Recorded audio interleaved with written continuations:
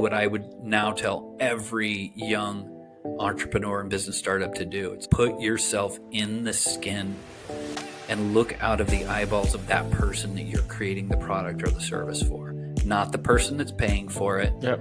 They're important too, because if they don't pay for it, you don't have a business either. But the person who's going to be using it, see the world through their eyes. The following is a conversation with Blake Beltram, a former actor turned founder who built MindBody, a unicorn in the wellness space.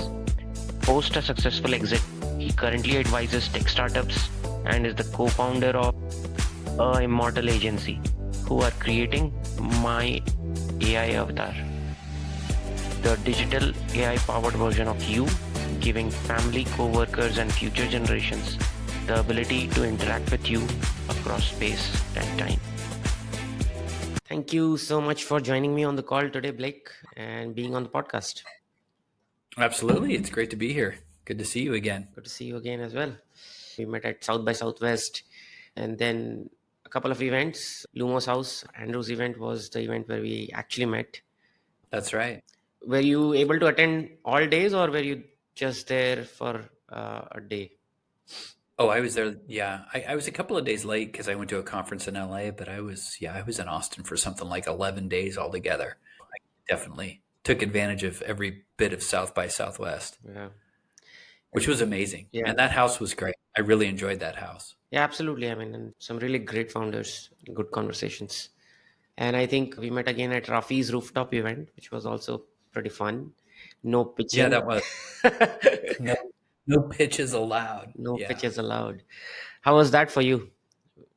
I like that. I thought it was really cool, actually, because we are also used to identifying ourselves with our careers and our jobs and our titles. And it was kind of nice to have to set all of that aside and just connect to people on a human level first, And then I made a couple of connections there with people that I just genuinely liked without having any idea what they were up to. Yeah. And then ended up connecting with them around business things later on. Yeah.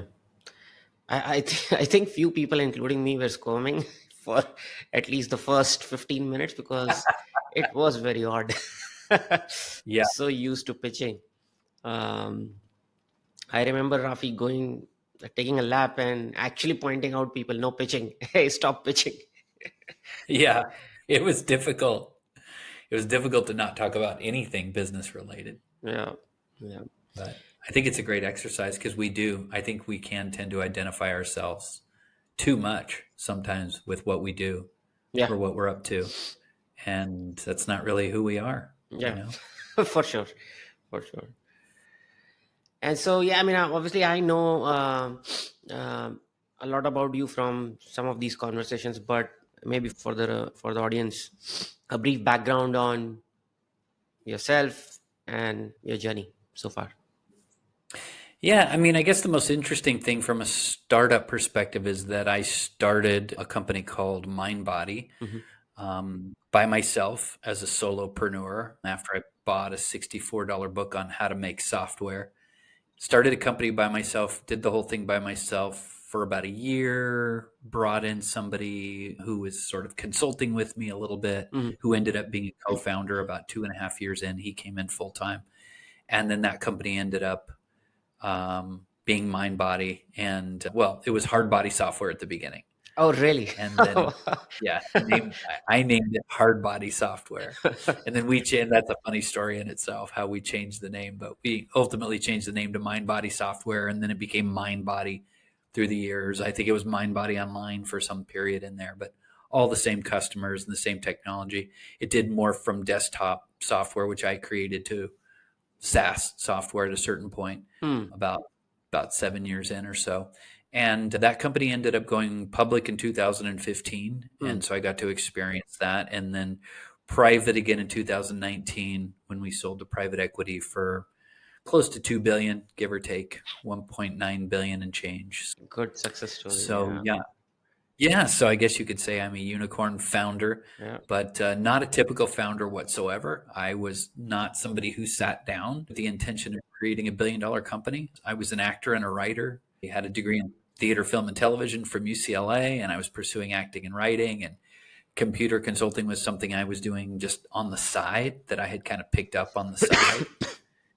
And then through a really kind of bizarre set of circumstances, I to say that MindBody founded me. It sort of pulled me in, and I felt this, believe it or not, really a divine calling to Yeah. start the company.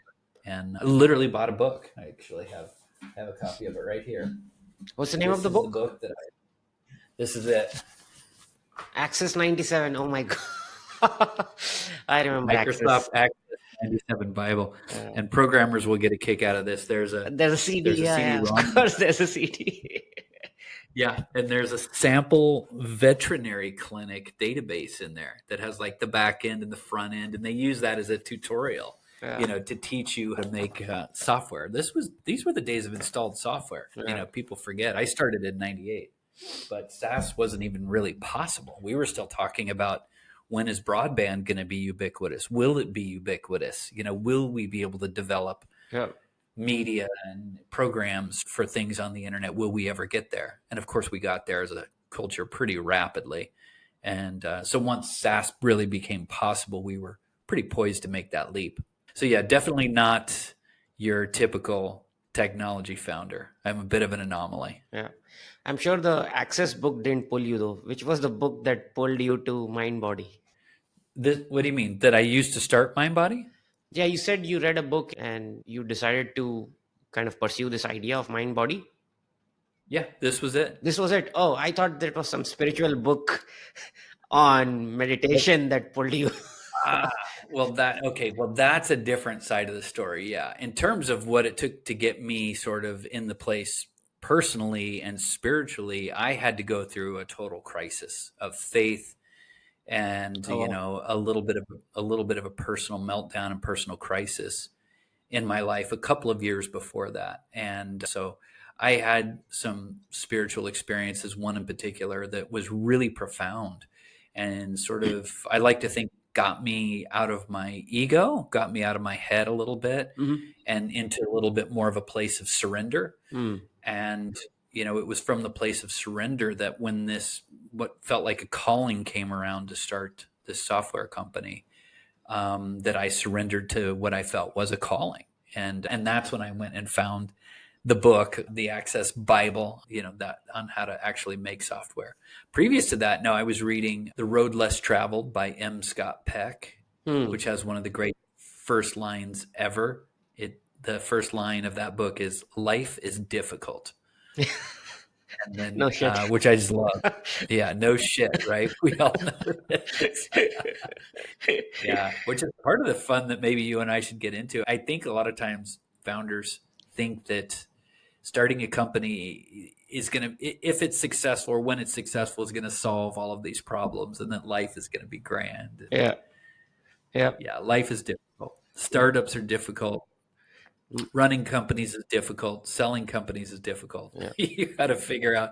That's why I like that. Going back to that no pitches thing, I think you have to really get a handle on who you are. If you ever really want to find any sort of joy or satisfaction in life, it's about figuring out who you are. Yeah. And coming from that place and not looking for that through some external mode. Yeah. Starting a company, being a founder of $1 billion company isn't going to make you happy or bring you more joy. There's a lot of cool stuff for sure. Yeah. There's a lot of amazing things about it. I mean, But in general, I think everyone gets sucked into this life treadmill or hamster wheel, whatever you want to call it, and we keep chasing milestones. But especially becoming a founder and an entrepreneur, because there's always that milestone, right? And if you end up raising money from outside, then there is an even aggressive milestone. So yeah, I totally agree. And once you hit that milestone, you still have the next milestone to chase, and a lot hasn't changed emotionally. It still feels you're at the same place. yeah, I call that the when then mindset. When this happens, then it will be better. When I have a certain amount when I have funding, then I will have more ease. When this, then that. Yeah. And it's a flawed algorithm. Yeah. It is. Yeah. I've often said that my experience is that life is a series of false summits. Yeah. And, you're climbing. It's kind of the same thing that we're talking about, just another way of looking at it. It's like you're climbing up this mountain and you think you see the summit. Yeah. And you get there and you climb up and you throw your arms in the air and then you turn around and go, oh, holy shit, there's still a whole mountain behind me. I didn't see that from down below.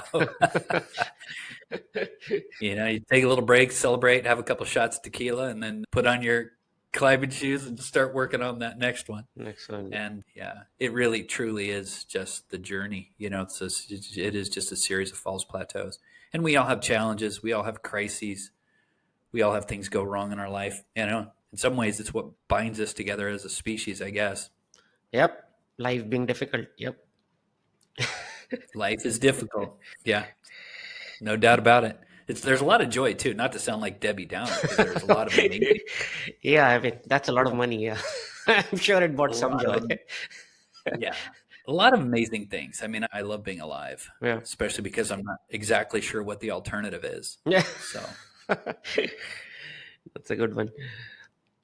And so, what were some of the challenges coming from a completely non-tech background as an actor starting MindBody?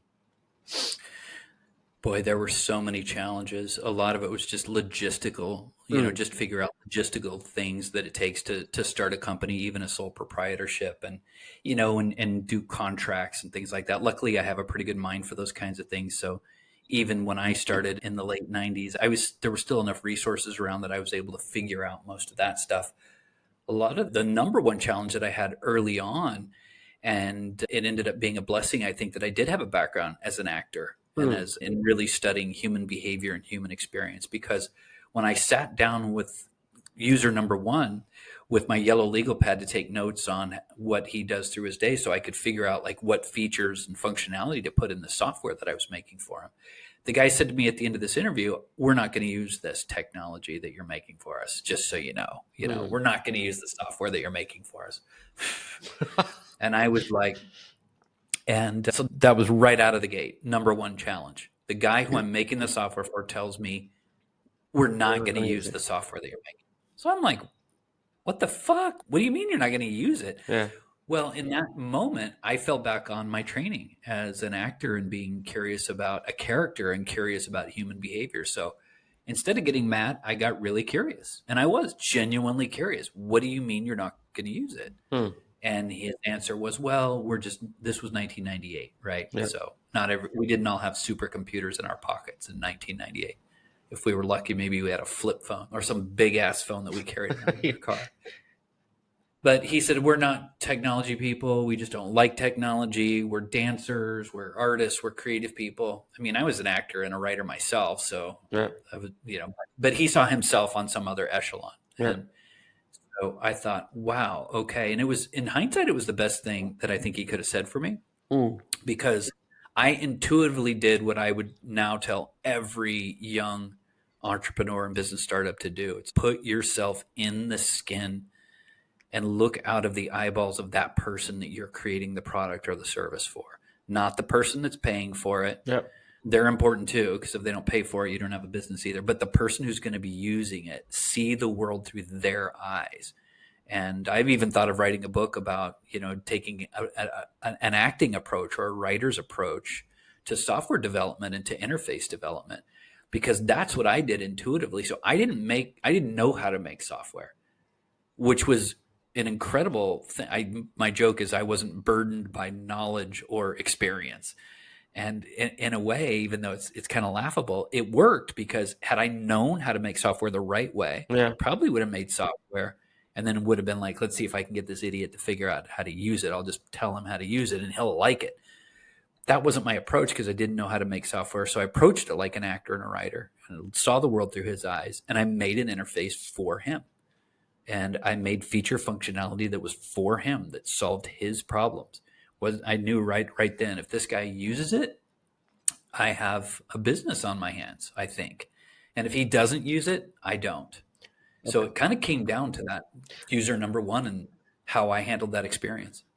And so from your acting training, are there any specifics around or tactical steps someone can take to better get in the shoes, or as you say, look at it like a customer? I wish I could say that it's something that I believe that you can teach everyone. And Frankly, I'm not sure that you can. I know you could teach people certain aspects of it, Uh-huh. but I do think that it takes somebody that tends to be a little bit more of an empath, someone who's generally a little bit more of the creative type, a little bit more of a people person, which a lot of times are not the same personalities that are really good with management, that are really good with organization, that are really good with running teams. Sometimes those are complementary skills, Yep. but very different. And so I would say the first thing is, if you have the ability to make sure that you're engaging somebody that has those skills, and trust that person. But really, for me, it literally is about trying to see the world as much as I can through that person's eyes, what their values are, what their fears are. I would take it to a personal level. I love to spend time with customers and go out to dinner with them, have drinks with them, have coffee with them, really get to know who they were, find out about their background, what motivated them into business. So I like to drill down on all of those things and see the world as much as possible through that person's eyes. If you're creating a product or a service and you can figure out how to really see the world through that person's eyes, you will make the best possible experience in product or service for that person. And that's where the rubber meets the road. That's who you work for. And I think a lot of people forget that. Yeah. A lot of people forget that. Entrepreneurs and founders, startup founders, they forget it right out of the gate. Yeah. I see people walking out and starting businesses, and there's a little bit of an aloofness, almost, I don't know if arrogance is the right word, but there's this separation where they think that they've got this thing and they're going to sort of push that thing out into the world or onto their customers or prospects, and they're going to use it. More often than not, that approach just doesn't really work. You've got to live your life from the perspective of that person and create from their perspective. It's also, I think a lot of it is forgetfulness for sure. It's also, I think, the whole discomfort around talking to people, that kind of, I don't think people don't know this, especially if they're going through a boot camp or an accelerator that grills you on how close you need to be with the customer, but somehow it's just too hard. Yeah, it is difficult. Well, also, I think we like to think that we're working, Yeah. and so it doesn't necessarily feel like you're working if you're having lunch with a customer or a prospect, or you're having drinks with them. I would say you're absolutely working if you're spending real time with that person on a human-to-human basis and getting to know them a little bit better. It's arrogant to think that everybody's brain works the way your brain works. It's just not the fact. So depending on the bullseye of the customer base that you're creating for, you would, if you're really smart, you stop and ask yourself, am I like the people that I'm creating this for? Do I see the world in the same way? Do I have the same kind of brain dominance? Do I have the same values? And if you don't, do as much work as you can to put yourself in their shoes. Like I said, it's really hard to do. It's hard to do at every level. Yeah. I've seen it at the smallest level, and I've also seen it's really difficult at the largest level. Yeah. I feel that we suffered from this at MindBody. I call it the wooden tower complex. It's kind of like an ivory tower complex, but it's not as nice as ivory. It's just made out of wood, and it's kind of shitty, and it might fall down or burn down.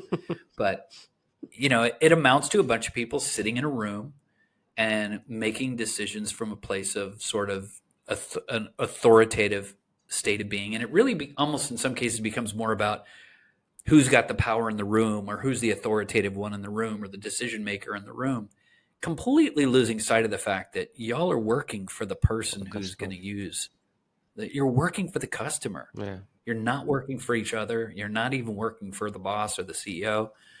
Obviously, it behooves you to follow some directions and some orders and be nice to those people, but you're working for the customer. And the more you can tune yourself into that, the better off you're going to be. And then, obviously you have to make some smart decisions. You also can't water ski behind customers in every whim that they have. Yeah. Or you can get lashed about in that way. And I have my share of being lashed about in that way as well. So there's sort of a different part there where you also do have to create some parameters, but you toggle back and forth from that person that you're creating for, and then back into you, the entrepreneur, the business person who's tasked with making the best and the smartest decisions. It's a great point you make around understanding who they are and what their values are, Because it seems in 2024, the shortcut is, create a Discord channel or a Slack channel or a WhatsApp group, which is not the same. Yeah. And look, I'm also speaking from the experience of having created software and a software interface. So I'm not pretending that what I'm saying applies across the board either. I think it's a great rule of thumb, Yeah. no matter what you're doing. But there's definitely exceptions and other ways of approaching it as well. Yeah. Solo founder for a good couple of years. How did you decide to bring on a co-founder, and what were the challenges around finding a Yeah. co-founder and bringing someone as a co-founder? My joke is that my investors were Visa, MasterCard, and American Express because I ran up a lot of debt. Also, I got tuned in really early on to what it actually means to have a return on investment. People throw the term ROI around Yeah. at companies, but I always said, in the later days of MindBody, when we had a lot of younger employees, I always said, man, if I could give them one shot and just have them experience anything, I think it would be to know what return on investment really means. And if you've ever had to bootstrap a company and basically you were going to be out of business or not be able to pay the team if you didn't make a certain amount of sales that month, then you get really tuned into what that means, return on investment. I mean, the simplest sense, for every dollar that you spend, if it's not bringing in at least $1 or $1.25 or $1.50, then you're wasting money. And it's hard to do the math on that sometimes. It's hard to track that, and it's a linear equation every time. But founders should always have that in mind. How many people are in the meeting? How much is this meeting costing you? How much is it costing you to go down this road? Do the math on that in your head. How much value is there in that meeting? How much value is there in going down that road? And are you going to get that money back? I got tuned into that really early on, and we did as a company, even after I brought on a co-founder. For me, the co-founder thing was easy because I knew what I was and I knew what I was not. I knew that I was this sort of wacky, creative type of a dude who, doesn't like to manage people, struggles with structure and discipline and things like that. I kind of knew that I was, if you had to stereotype me, you would say I was like the crazy artist, like spiritual artist dude, and I got that about myself. It was that kind of creative mindset that allowed me to create software and relate to the customers and do some decent enough marketing and things like that early on to get us going. But that was never going to be sustainable. So I knew I needed somebody that could counter me in that way, somebody that was good with operations, that was good with management, that was good with all those things that I knew and that I sucked at.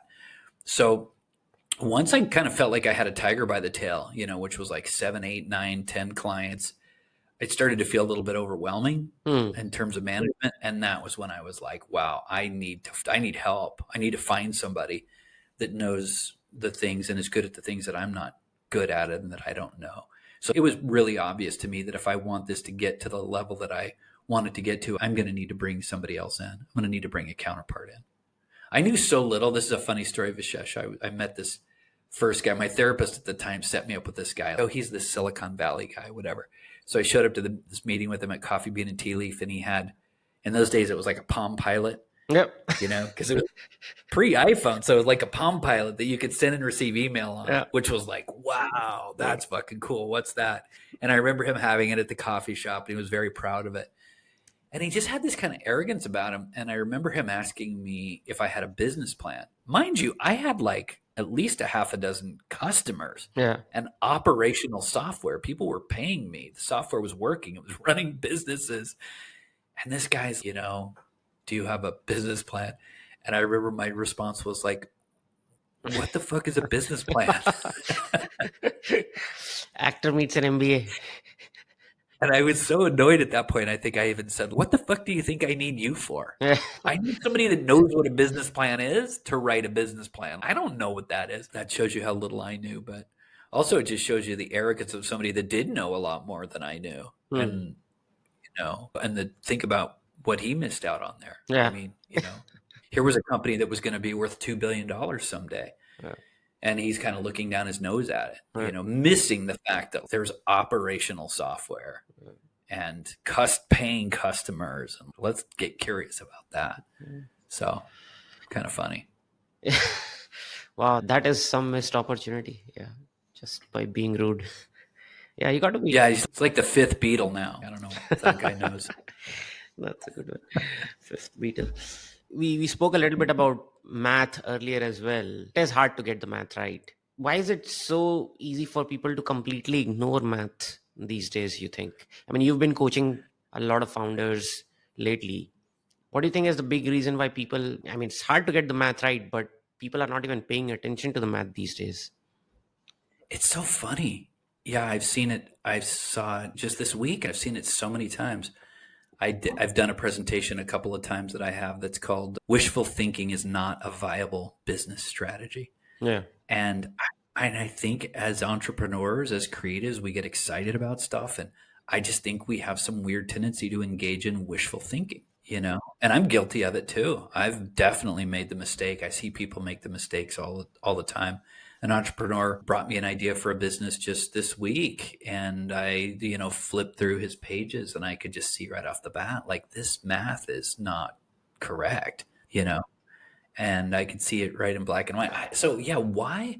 I don't know, man. I think it's just some weird part of human nature where we so have this vision that we want to succeed at something. We're excited about our idea.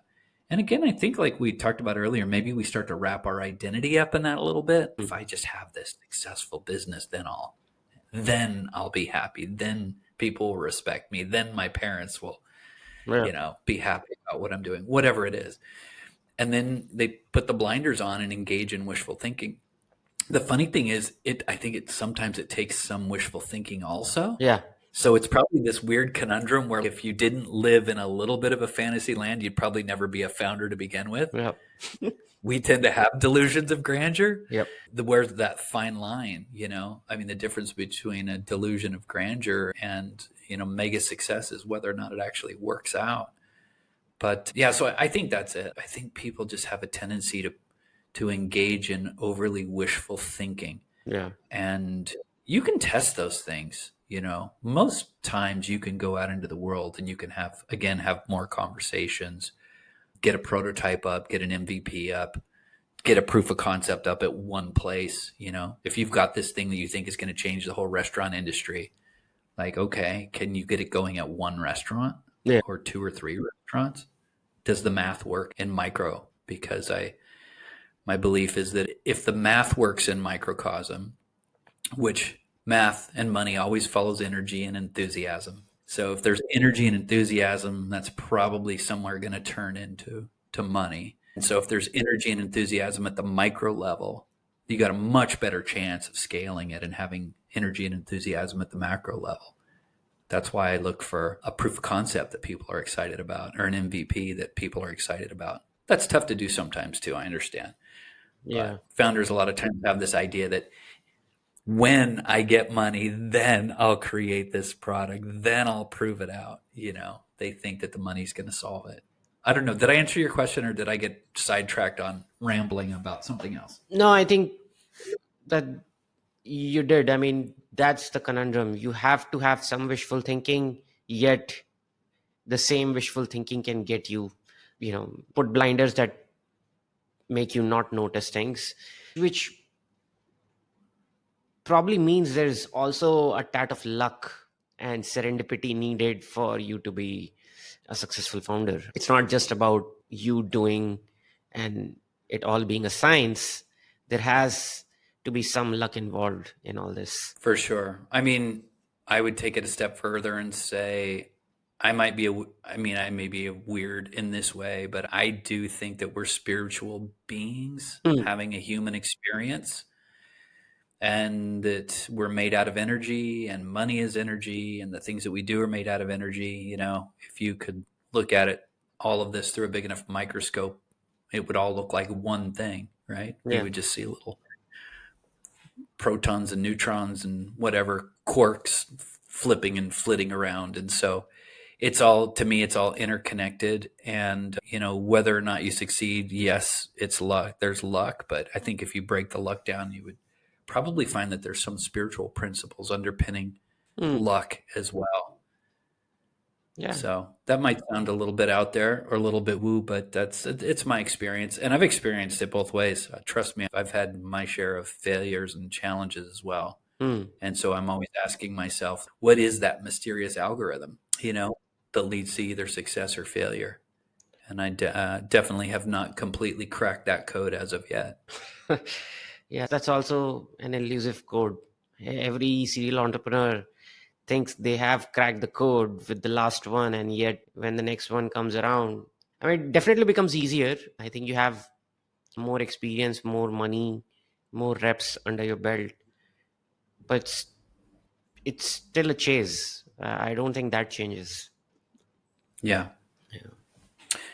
Yeah, there's definitely fundamentals and experiences that you can get down and that make things more repeatable and more predictable, for sure. And so we spoke a little bit about energy today and in the last call as well. What do you look for when you said for you to double down, you need to at a smaller stage or early on figure out if there is the right energy. Can you expand on that? What do you mean by the right energy? Yeah, like I said, I think I see all things. I tend to see all things underneath as energy, including money. Yeah. So at a small stage, if there's enthusiasm about the product or about the service from a customer or potential customer, that tells me a lot. If there's genuine enthusiasm for it. Sometimes that can be hard to decipher too, because someone will tell you that they're excited about it. They'll Hmm. tell you that they think it's a great idea. But then when you actually have the product or service, there might even either be like a reticence to actually pay for it or to actually use it. So you can talk to people and that's helpful, but where the rubber meets the road is really when they're actually using it. So if I see energy, enthusiasm, and excitement at a small stage, it's going to tell me that this entrepreneur, this founder might really be on to something here because energy scales, enthusiasm tends to scale. Lack of tends to not. And you'll see this where you'll see people say, well, yeah, it's not, there's not a lot of energy, enthusiasm, and excitement right now. They won't say it that way, but that's the truth of it. But once we get funding, if you just give me $50,000 or I just get $100,000 or $1 million or whatever it is, then we're going to build this thing and then it's going to be this. And then then there will be energy and enthusiasm and excitement. But, is that wishful thinking or is it really there? So Yeah. if you really need that money to build a product, are there other ways that you can prove out that energy, enthusiasm, and excitement on a small scale? What's the best way you could prove that out? Maybe it's a bunch of interviews. Maybe it's a really crappy MVP, but that gets the job done. Does that make sense to you? Yeah, yeah, makes sense, makes sense. We also spoke about values and understanding the customer values, but how important is it to get alignment between customer values and organizational values? And are there any lessons from your journey around org values? That's a great question. I think so much of what we do in terms of it being sustainable or not is going to come down to values. In a company, that's going to come into play really early on, especially if you have co-founders. The minute you have co-founders, you're getting married to those people. Hmm. So who are you getting married to? Can you trust that person? Are they going to try to screw you over the first chance they get? Are they in it for the right reasons? Do you really and truly share the same values? And I've seen a lot of people make this mistake. Again, something I saw just this last week Hmm. where there's, a fairly early stage company and there's a co-founder that's pretty embedded. And now that the covers have really been thrown off, it appears that there just is really not alignment in values. That this person really wasn't what they said they were. And that's tricky, man. This is a little bit of a tangent. Can I go off on a tiny bit of a Yeah, of tangent here course. in terms of picking partners and co-founders? Because I just saw this recently, so it's fresh on my mind. Hmm. And by the way, this includes intimate partners, girlfriends, boyfriends, and others. Of course, any kind of partners. Yeah.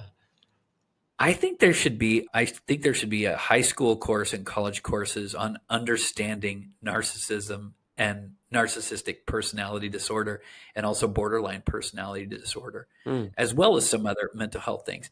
But there's a significant portion of the population that are sort of diagnosable as some form of borderline personality or narcissism. mm, And most people think they know what it is. They think narcissism is selfishness. It's not. It's a whole different thing. And it would behoove anyone, I swear to God, if you're going into business, go watch some videos and educate yourself about narcissism mm, in the workplace, in the family, and in relationships. And the reason I go off on this tangent is you would be surprised the number of times that people get really hurt by people that have those things because they are insidious. They are really difficult to suss out up front, really difficult. And usually by the time you figure it out, if you do figure it out, you are in deep and you're going to be hurt by it. And, financially, your company might be hurt. It might take your company down. mm, Personally, I mean, types of personalities, and it's not even that you don't necessarily work with them in certain roles under certain parameters. They can be fine, but it really behooves you to really get to understand what narcissists are and look for the signs. One of the last things that you want to do is accidentally get yourself in bed with somebody who has one of these disorders. mm. You And know, are there few like howlers or signs? one of the fundamental traits of a narcissist is that they need supply. It's If you could really strip away all of the bullshit, what you would find is somebody that it's all about them. Them. Even when they're giving because they've learned that they have to give in order to get more back. But it's really all about them getting stuff. I realize, again, that's a tangent, but I'm telling you, man, I promise you that if 10 people for every 10 people that are listening to this, probably at least 2 of them will get really fucking burned by one of those types of personalities. And it's probably a bigger number than that. Yeah. Yeah, probably. Probably. And so these narcissists, do you think they can be helped? I've become an armchair expert on it. Yeah. I don't think so. And the experts on it say that no, they can be controlled. That's why you have to recognize. If you have to recognize that if you're engaging with a narcissist, because like I said, they're not necessarily, they can be fun people to hang out with. Sometimes they can be very good at certain jobs and certain tasks, but you have to make sure that they don't end up with too much control. And you have to be really careful about anybody that they have domain or control over. I'd be very leery about putting a narcissist in charge of a bunch of people. And if so, I would make sure and have a lot of oversight with what's going on with their direct reports. So if you know what you're dealing with, there's ways to mitigate it and corral it and contain it. And you have to know that. If you don't, man, talk about a bad apple. And they will spoil the whole barrel given enough time. Yeah. One of my side fascinations. Yeah, that's a tough one. Yeah. Dr. Romani is the expert. If anybody's interested in this, Dr. just Romani, Ramani, I think is her last name or something. She's an Indian woman, Dr. Romani. I met her at South by Southwest, actually. She was there. Oh, nice. Amazing. This South by Southwest? Yeah. Oh, wow. Yeah. Yeah, I got to sit with her and hang out with her for a little bit. She's amazing. So yeah, go to YouTube and search Dr. Romani and just watch a few of her videos. It will enlighten you. Change you. Yeah, absolutely. I'll check it out. Not expecting to talk about that. No, it's a good tangent because it's an obvious problem. It's very hard to recognize. And like you said, finding co-founders is a marriage. And making a bad call could really take out years of your life, productive years. Make sure there's transparency. Yeah. That's a huge thing with co-founders. Yeah. You should all have full transparency with each other. Yeah. No secrets, nothing's hidden. Everything is shared. Nothing's on your system that's not on mine. We have full access to everything, full insight to everything. If you're the programmer, you're not the only one with access to code. We all have access to everything. We all have total insight. That's one thing that I would recommend of any co-founder. Don't let anybody hoard or keep the keys to anything separately, including yourself. Those things should all be shared. Yeah. including, I think, if you get to a stage where you do have a board, I think equal access to the board, and kind of, because I've seen that, like, founders boards where one of the founders has more access to the board and the rest of them don't, and that could be bad as Yeah. well, because that then again starts generating secret. Yeah, absolutely. In our earlier call we also spoke about how you went away for a few years at MindBody and then came back, were brought back, and how was that experience? And I think you mentioned you had to do a lot in terms of product overhaul. How was that? How was that experience? Wow, it was everything. I mean, just in terms of emotions and experience, it was everything you can imagine, top to bottom, everything from exhilarating joy to like wanting to throw myself in front of a bus. It was a lot. But yeah, the overhaul was interesting because I had been gone for 10 years, and in my absence they had taken the desktop software and migrated it to the web. And in so doing, I think they had really missed some of the human experience aspects of the interface and the technology, to the point where when I looked at it, I hadn't looked at it for something like 8 years, 8 or 9 years. And when I looked at it, I was having a hard time figuring it out, the web version, the SaaS version. And I was like, wow, I invented this and I'm having trouble figuring it out. What must this experience be like Or the for customer. somebody opening a CrossFit studio or a yoga studio? Yeah. And so there was a lot of bureaucracy by the time I went back, and there was a lot of people embedded, and there were teams, and there were egos. And it was a bit of a lift actually getting the overhaul done. But Hmm. I was very insistent on it, and I was as diplomatic as I could be. I didn't necessarily come back with any real power. The power of persuasiveness was really all I had when I came back after being gone for 10 years. And that's a much longer story that I don't know if you want to get into, but so it was really about the power of ideas and persuasiveness. And for example, I took the way that we were having customers set up their pricing structure, for example, Hmm. because just take a yoga studio. You can buy one, you can buy five, you can buy 10, you can buy a monthly unlimited. Maybe they also have massages, so if you just go on a website and look at a pricing structure of one of those studios, you start to realize the complexity that's underneath that, because now you've got to have them set that up in such a way and then take payments for it and then track the payments. It's actually a surprising amount of complexity. Mhm. The way those were being set up were on multiple screens when I got there. And you couldn't see the connection between the price and the class that it was paying for, et cetera. I literally mocked up a better way to do it on my screen. I spent hours doing a mock up, and then I would do a little video, a little movie on my screen, and with my microphone I would talk through it, and then I'd make this little 5-minute video, and then I would send it around to the leaders of dev and to my co-founder, who was the CEO at the time, and go, look guys, this is how we should be doing this. So it was through actually recreating and reimagining parts of the software myself and pushing them out there that I was able to start to get some traction. We had a UX team, but they were young, and they were really a little bit obstinate about change, which I found weird because I was there to help them make change.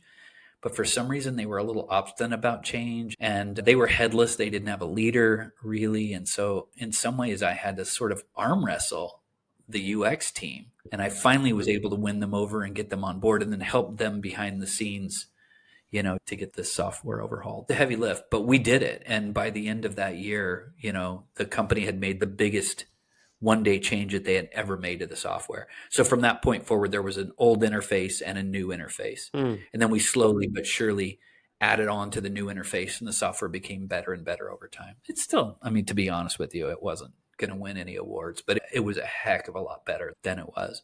No, I think that's a great point. A lot of people talk about data-driven decisions and persuading people with data, but there is definitely value in showing people what you mean as well, because sometimes when you show things, the impact is way more than a table of numbers. Huge. We had one of the guys who was running our dev department, really cool guy, Scott, who had come from Intuit. Scott was running these teams, and he didn't know that much about these businesses. He would look at the software and not really understand it that much. When I would make this video and show it to him, he'd watch it, and within 5 minutes of watching this video, he'd be like, this is awesome. And he was great. He would be like, let's just do that. Let's do that. Let's do it. Let's just build that. And honestly, we could have, but instead we had to go through this whole, there was so much about everybody feeling good and being a part of the process. And oh man, I'm probably old school. I don't know. Maybe this is a character flaw in myself, but trying to have like inspiration by committee, I feel, is just a straight track to mediocrity. Yeah. I've seen my fair share of headless teams as well. Yeah, it can be disastrous because nobody's owning the decisions. And I think Amazon talks a lot about single-threaded teams as well, where there is one owner that kind of owns the whole thing. Were you able to did you try to install an owner? How did you fix the headless team as a problem? Was it just Yeah. persuasion? Again, for various reasons, I had very limited power or authority when I came back, and it is a much more involved story. So like I said, the power and influence that I had was really mostly, persuasion and building relationships, and then just doing stuff myself. Like I said, I would just build it on my screen and go, look, what about this? It was just like, guys, the customer is number one. We need to be seeing the world through their eyes, the experience that they're having, and we need to work for them. And this sucks. We need to make this better. Yeah. Let's go. Let's do whatever we need to do to get on the same page and make sure everybody feels heard and seen. But at the end of the day, it's let's fucking go. Yeah. Let's get something done here instead of sitting around talking about it and this whole committee thing. But that wasn't the question you asked. You asked about, the fixing it. Well, eventually they did hire somebody who was a lead of that team. And in my opinion, it didn't really make the problem that much better because I think they hired the wrong person. Sure. You and I talked about this a little bit the other day. I believe that if this is an overgeneralization, but if I can overgeneralize for a second and break people down into two categories, and empaths and people, visionaries, and then there's people that are operationally minded, administrative minded. They're the doers, the tacticians, the strategists, right? And these people are generally very good at running companies. They're good COOs. They're maybe good CEOs. They're good operationally minded people. They're good managers. The other kind of people are the ones that I think are the best to tune into the product, to tune into the customers, the creative, empathic, visionary type people. Again, I don't think that's something you can teach. I think that has to do with brain dominance and personality and just the way we are. Yep. And I think if you want to have the best possible product and service, make sure that you're hiring, in my opinion, that you're hiring and empowering those visionaries to lead product, to lead that, because that's how you stay in the closest contact with the customer, because they're visionaries and they're empaths, and they naturally will connect to the customer. They will naturally see the world in that way and want to evolve the world that way. And so I think you make a mistake when you hire an operationally minded person and put them in charge of a product. Yeah, I think that's a mistake. Yeah. And they need to work together. Yeah. I think it's also good to have the operational person to sort of rein that person in or keep them from wandering too far down side roads. Or it's good to have a check and balance there. But I think if you put the operationally person over the visionary person in terms of product, I think you're going to wind up with an inferior product. That's my personal opinion. Yeah, no, makes sense. I think it's also about not only getting the right hire, but not scaling too much, because when you add too many people on the bus, depending on the stage you're at, too many people in the room required to make any decision, too many people required to be convinced, people need to be happy. So I think the theme that's coming out of at least what I'm hearing from you is not only the person was not right, but also there were just too many people. I believe so. Trying to make a decision. Yeah. And again, I might be old school in this regard, and it depends on the application. This was very complex software with a somewhat esoteric customer base, and we were in tens of thousands of studios, and there was a lot of complexity. So this might not apply everywhere, but in general, and especially in our case, I would say that you really need an owner, you need a product owner, and you need to have one person who's in charge of the vision, the overall vision of the software, and the buck needs to stop with them. Yeah. And then you might have some sub product owners under that for different parts of the technology, Mm-hmm. and then the people under them answer to them. And that's it. And I think it should be set up in such a way that everyone gets heard. Yeah. Their voice is heard. If they have complaints that they're registered, they get to float their ideas too. And not just, lip service to that, but you're genuinely hearing them and taking it all in. And then at the end of the day, the person in charge says, this is what we're doing. And everybody needs to get behind that. You need to have one person that you really trust that has that vision that can, because that's in my opinion, that's a rare personality. Yeah. So find that rare personality and put them in charge. And, Steve Jobs, everybody loves to throw out Steve Jobs. I actually think in some ways the guy did more harm than good to the whole world, because now everybody thinks that you just go out and act like an asshole, and that makes you Steve Jobs. Yeah. And so there's a lot of negatives with that too. But it is kind of an extreme example. The buck stopped with him. It's the guy who was going to say yes or no. Yeah. And again, he was probably a horrible human being and not a great person that I want to call into this. But I do think that if you want a superior product and you want to be efficient, somebody needs to be in charge. That whole design by committee and decision by committee thing, I just personally, in some cases it might be the best. In other cases, in our case, I don't think it's good. Yeah. I think you spend a lot of money in meetings. You spend a lot of money tending to everybody's feelings and stuff. And then I think you wind up with mediocrity. Yeah. And in some cases, I think you just plain wind up with something that's bad.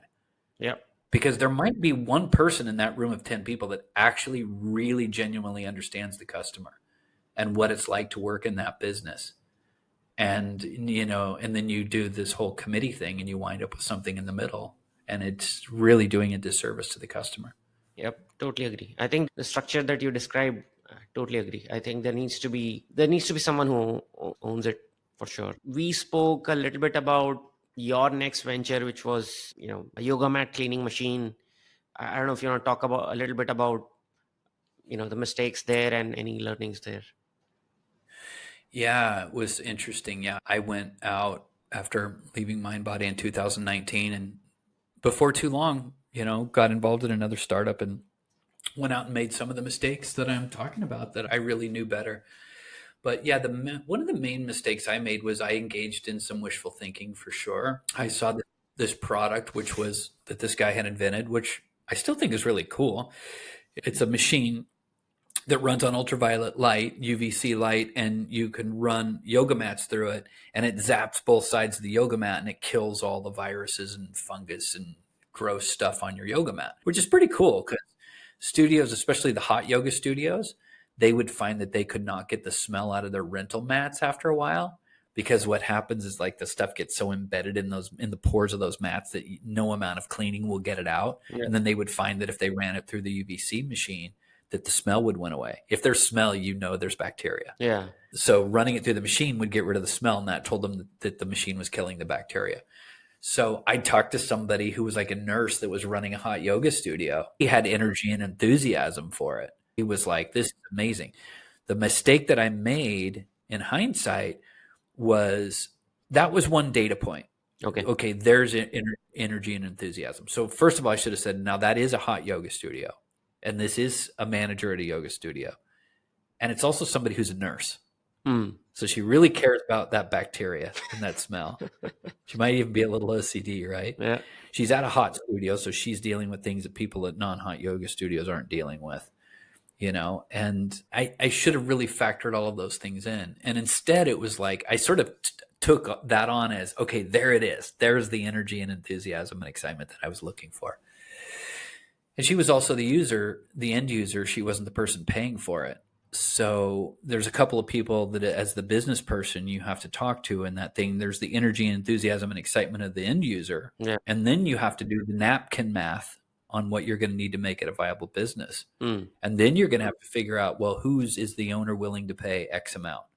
Or if you got to charge $1 a mat that goes through, are people willing to pay $1 a mat? So I've engaged in some wishful thinking. I didn't really talk to enough people. I didn't talk to the right people. And I just didn't apply my logic across the board that everybody was going to be excited about it and want to use it. And that was wishful thinking, because once we actually got it all designed and made it look really fucking cool, and it had Star Wars lightsaber sounds after your mat went through, and after your mat would go through, it would go woo, woo, ding, which For real. I went to, yeah, for real, yeah. I went to a lot of trouble. I went to a lot of trouble to make that happen. That's funny. And I wanted to make a delightful experience, and everybody was kind of freaked out because of COVID. Now everybody was more freaked out about germs. Yeah. Of course, it was not via contact. So the whole contact thing, there again, is anybody really going to ultimately be concerned about what's on their yoga mat? Yeah. Is there energy, enthusiasm, and excitement down at my local yoga studio, which I'm going to, for a yoga mat cleaner that's on the wall here? Yeah. And I imagined that there would be. It was I think wrong. People put a lot of money on the product, like if the product is right, but it's about the pain. Then it can be about the product, but first it's about the pain. Yes. I did the exact thing that I tell entrepreneurs not to do. I did it. I totally fucked up. I did. I was like, honestly, the end product, I think, was pretty cool. Yeah. It's beautiful. It's really beautiful. I love the design of it.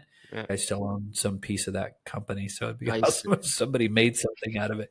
But I just didn't have the excitement to stick with it and try all of those different things, Yeah. So you got out. But I gave it the old college try. Yeah. But as soon as I didn't see energy and enthusiasm at the small scale with the early versions, we got the early versions of it made. We made too many. Totally made a mistake. My business partner at the time was pushing that. Yeah, we've got to make them all. We're going to sell them all. He was like, I'll pay for them out of my own pocket. And I was like, well, all right, if you're going to pay for them out of your own pocket, But in hindsight, I should have said, whoa, Nelly, let's do the smallest run possible, and let's do proof of concept. Because we got them out. We got them in yoga studios. Oh, yeah. The owner loves it. Oh, really? Cool. There's 3 mats a day going through it. How much does she really love it? Yeah, that's a good point. I think we spoke about that in our last conversation as well, about like entrepreneurs getting sucked in and putting in years and years and not figuring out whether to stay or pull out, because there's a lot more content around perseverance than there is around, when to get out of a company. Yeah, and obviously that's a judgment call, and every situation's different. And I wouldn't want to say as a rule that everybody should cut and run, because it's possible. My business partner on that, I think, is still trying to do it. Yeah. But he thought he didn't have the experience or the perspective that I have. And he thought, well, we need to market it differently. At one point, somebody tried to talk him into, we need to change the website platform, which I put on Wix, which I love Wix, by the way, for a startup. Yeah. I'm like, if you're doing a startup, Wix, it's inexpensive. It's, almost anybody with a little bit of technical knowledge can figure it out. Yeah. And somebody came along and they were like, you need a WordPress website. I mean, back in the day, I made WordPress websites. I'm familiar with them. It was like, you need a better website because of SEO and this and that, like all of these different reasons. So somebody was trying to push us toward spending $25,000, $30,000 and retooling our website, moving our website to a different platform. That was the kind of foolishness I was seeing. I was like, guys, this is no. Yeah, more money. Look, I don't care if you think Wix is a tent. A tent is going to be just fine for now until we know that we need a bigger structure here. You need to outgrow the structure that you have in order to spend time, money, and energy on another structure. Yeah. So if camping out by the river is going to work in a tent, like that's all you need. Wix is much more than a tent, but I'm just saying, prove out the energy, enthusiasm on a small scale, outgrow the structure. And then if you need more structure or infrastructure to handle the growth, great. But you don't need all that up front. And so anyway, at one point he thought it was because we needed a different website platform, which was just like unbelievably foolish. Yeah. And, oh, we need to do a different type of marketing. We need to do that. He, and I was in charge of those things. And so I think he just thought that I just wasn't doing it well enough. And I never pretended to, and I always leave that as a possibility. Maybe I'm not doing it well enough. And it's possible I wasn't doing it as good as I could have. But what I knew is that I couldn't find one single proof of concept. Yep. One case study, one proof of concept at one studio, not one. Whether we sold them the machine or whether we gave them the machine, whether we showed up and did events or whatever, I couldn't get one studio to get mats going through it on a regular basis. Yeah. And I tried a lot of different things. And when that didn't happen, that's when I was like, there's not the energy, enthusiasm, and excitement for this product that I thought there would be and that we thought there would be. I was wrong. It is not there. It's not happening. Yeah. And yeah, you multiply, so if the energy and enthusiasm, if you were to put it on a scale of 1 to 10 and it's like 0.03, okay, pump another $1 million in it. The math doesn't work, man. Yeah. It's not going to work. So, I think the branding and marketing won't help you identify the high intensity pain point. It's the other way around. You first identify the high intensity pain point and then build on branding and marketing. And you put it much more articulately than I did. Yeah, I like the way you said that. Nice. Thank you for taking the time. I think we can go on for hours, but we've already gone over 4 minutes, but it was a lovely chat. Thank you for giving the time and sharing your story. Absolutely. Thanks for having me on. It's always good to see you and always good to chat. And I do remain optimistic and hopeful, regardless of any negative things I may have said. If you found this valuable, you can subscribe to the show on Apple Podcasts, Spotify, or whatever your favorite podcast app is. See you in the next episode.